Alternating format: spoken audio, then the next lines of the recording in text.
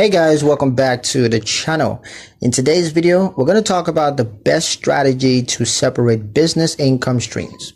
Now, the best strategy to do this is to treat each source of revenue as its own distinct contributor.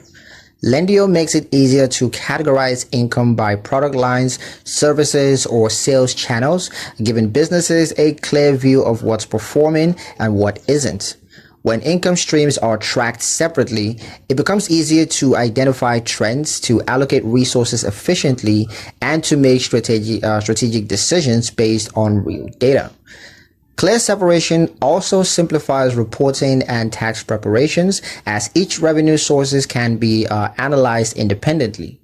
Businesses can spot underperforming areas, can adjust pricing, or just focus on higher margin activities without any confusion.